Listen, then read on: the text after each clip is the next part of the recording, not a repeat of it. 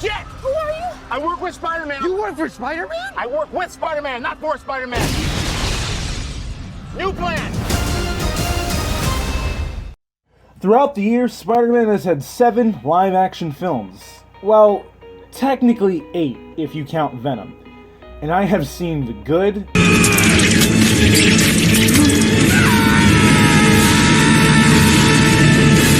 the bad,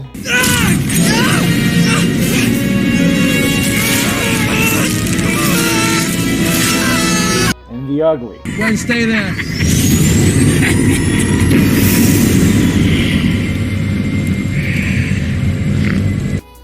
But today I want to focus on the most recent Spider-Man featured in the MCU. So, just for some context, I absolutely hate Spider-Man Homecoming. I believe that it is by far the worst Spider-Man film in existence, and yes, I'm saying that with having seen Spider-Man 3 and The Amazing Spider-Man 2. But, in the same breath, I believe that Spider-Man Far From Home is one of the best, if not the best, live-action Spider-Man film we've received as an audience. So what I want to do today is tell you all a story of redemption. I want to show you all how Marvel not only redeemed Tom Holland's Spider-Man, but made his story rival the likes of Sam Raimi's Spider-Man 2. Before I get into it though, I just want to have a quick disclaimer. There will be spoilers for both Homecoming and Far From Home, so if you haven't seen those movies, go ahead and watch those and come back.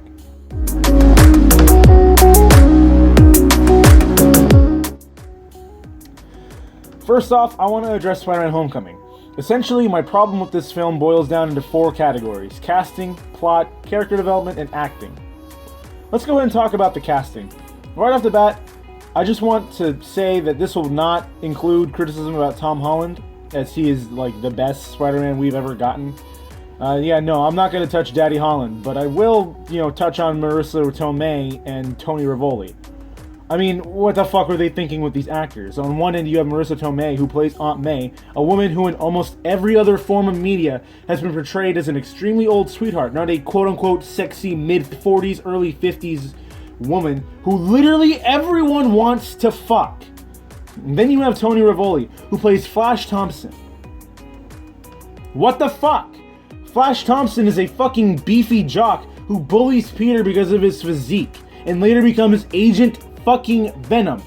Tony Rivoli looks like he can barely lift a fucking box, let alone have the body to justifiably bully Parker about his physique or become Agent fucking Venom. The rest of the cast is okay, I guess. I mean, Ned is kind of funny and Michael Keaton does an alright job at Vulture. Second up is the acting. While watching this movie, it really seems like the only people who really and truly wanted to be in this film were Tom Holland and Jacob Batalon, aka Ned. Now, I'm not saying that the rest of the cast didn't have good performances, they did, but hardly any of the other cast convinced me that they were their character. Third, I want to talk about the story's weak plot. This film is a follow-up to Civil War, and that's exactly what it feels like. This movie starts off with Tony bringing Peter back from the events of Civil War, and saying, essentially, even though I used you for battle, and you literally held your own against other Avengers, you're not ready to be one. And yes, Tony is correct whenever he says this, but Peter, being a kid, doesn't understand that. So throughout the entire movie, Peter is trying to gain enough clout to be seen as an Avenger in Tony's eyes. I feel as if this goes on for too long. The film starts to feel like Iron Man 4 instead of the first MCU Spider-Man film. As the film progresses, the cast ends up going to Washington, D.C. for a math or science competition, I can't really remember, and fucking Flash Thompson goes too.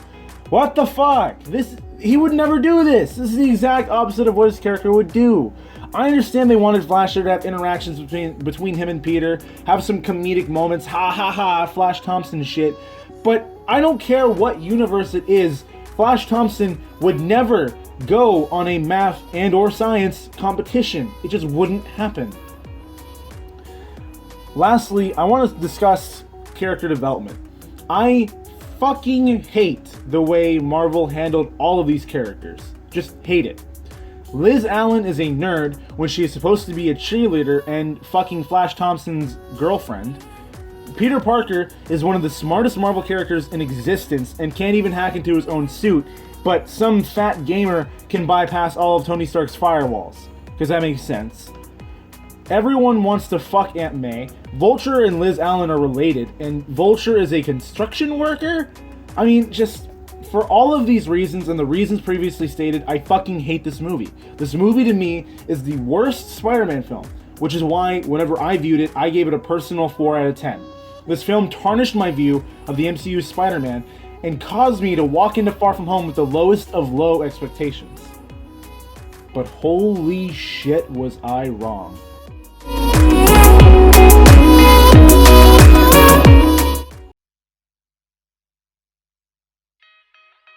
Spider-Man Far From Home fixes literally every single one of the problems I mentioned. The cast is great, and they work together and flow. They convinced me that they were their characters. The acting was top-notch this time around, and I think that's due to the character changes. For example, Tony Rivoli plays a much more convincing Flash Thompson that bullies Peter's wealth and status throughout the film rather than his popularity and/or physique. This is a huge improvement for the character, as it is far more believable. As previously stated, the cast in this film does a phenomenal job of portraying their characters. In fact, Jake Gyllenhaal was so good that he actually made me believe that the MCU was going to take Mysterio and turn him into a hero. And when the character showed his true colors, the difference in acting was literally like night and day. A spectacular performance. Zendaya made me fall in love with her character and showed that she has the potential to be put alongside the other great Spider-Man love interests. As for the plot, we follow Peter as he learns with great power comes great responsibility. And throughout the film, Peter wants to neglect his superhero duties and just be a regular kid. This causes him to lose his spider sense and trust the main villain almost religiously. Sound familiar? This movie is basically just Sam Raimi's Spider-Man 2 for the new generation, and I fucking love it.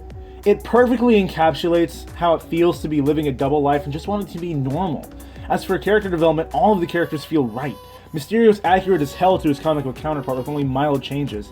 And, side note, I absolutely adore the illusion scenes. Peter is actually portrayed as a genius, creating his own suit to fight Mysterio, and literally portrayed as the next Iron Man.